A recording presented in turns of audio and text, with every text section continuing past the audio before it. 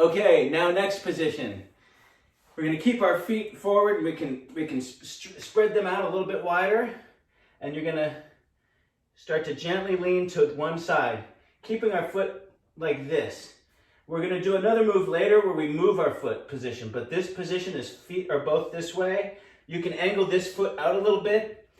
If you've had knee injuries, you might want to take the foot that you're leaning on and angle that out a little bit. Sometimes for some people, if it's too straightforward, then it puts a little pressure on the ligaments out here. So you're going to position that foot out, but this foot you want to keep nice and shooting straight forward.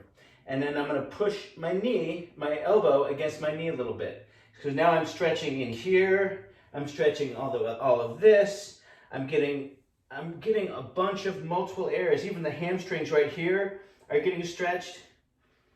So really, this is great for us as we get older. This extra layer of stretching is so vital so that you can stay fit, you can hike, you can jog, you can stay fit into your 50s, 60s, 70s, and beyond. And then after we hold that for a while,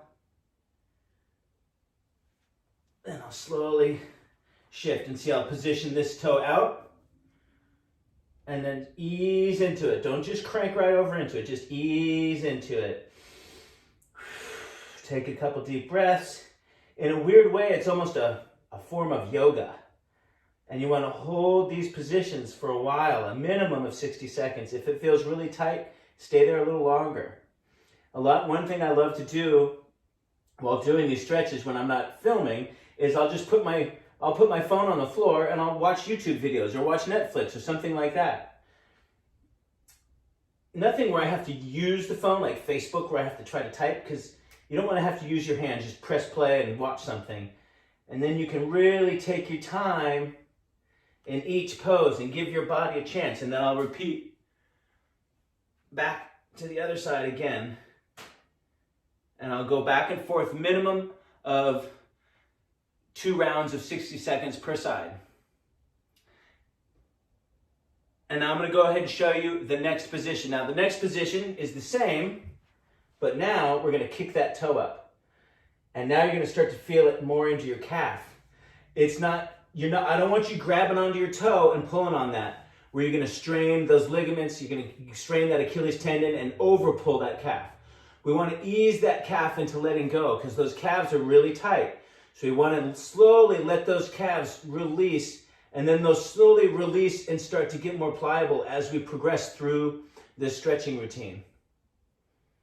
Now I'm really just easing into that, and I'm pushing out with this elbow, and I've got this toe still. Now I'm up on this toe a little bit, and you can experiment with this foot position. Find a position where it feels comfortable for you. You don't want it too far under you like this, where your knee is way over here. That's going to put way too much pressure on your patellar tendon.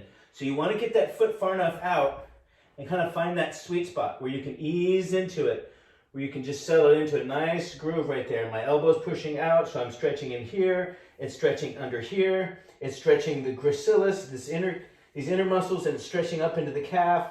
And I can kind of sit back and let that toe pop up. So it starts to ease that calf into relaxing. Okay? And I'll come back on with you here in a minute with the next position.